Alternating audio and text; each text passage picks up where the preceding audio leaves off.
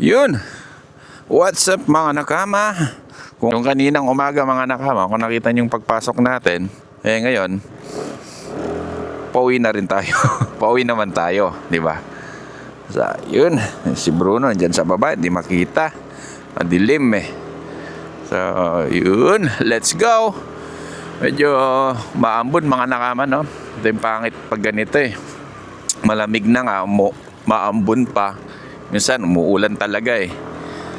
Ayun oh. Tingnan yung dashboard ko, di ba? Sa parang sasakyan lang eh. Basa.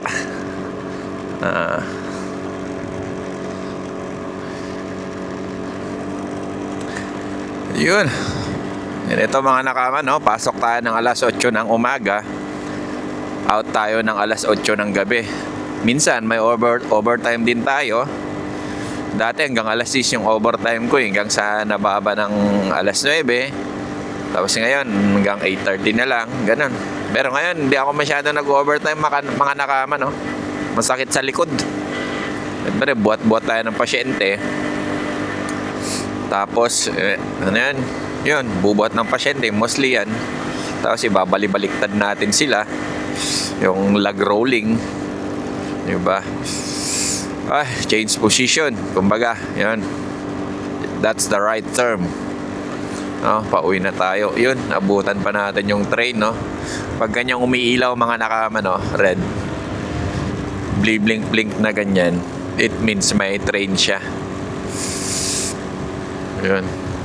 So, dito na lang tayo sa likod kasi medyo malakas yung ilaw natin. Naka-LED tayo. Pinapatay ko muna eh. Yan, no? Yan. So, yun. Dito ay sa harap ng likod ng isang Toyota RAV4. Yun yung train, no? Yun. Kita nyo ba? Yun. Yun yung train. That's the train. Yan. Sinisipon-sipon na rin tayo. Di maiwasan mga nakama eh. Importante, di tayo nagkakasakit. Kababayan tayo doon, katrabaho.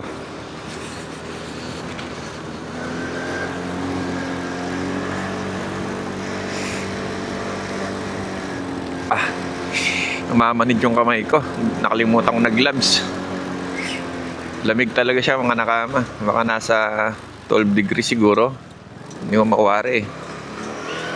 12 or 14 degrees. Nasa ganon. Malamig talaga eh.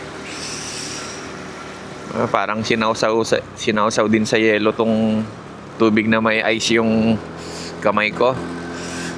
Siyempre nakamotor pa tayo. Bruno ko nga oh. Yan oh. Diba? Tinanggal yung hood. Sarado.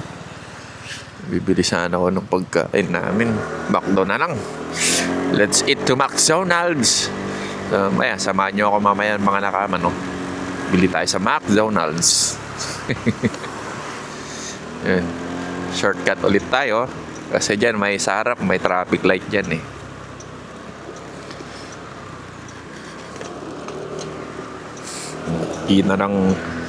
Kita ng pusa eh. Ng aso eh. Busina tayo. Mamanhid talaga. Sakit sa kamay. Dati nga nung una ko rito sa Taiwan mga nakama, no? Yun, tikan na. Nung unang dating ko rito sa Taiwan mga nakama, pumuputok-putok tong mga daliri ko dati. Dito ko sa likod. Syempre doon sa may trabaho ko, hindi maiwasang di rin maghugas. May heater naman, pero doon sa mga lababo wala mga nakama. As in purong malamig. Kaya pumuputok din. Ngayon medyo nasanay na rin tayo. Pero may mga times pa rin, no? Dradre, pati mga labi, hindi maiwasan.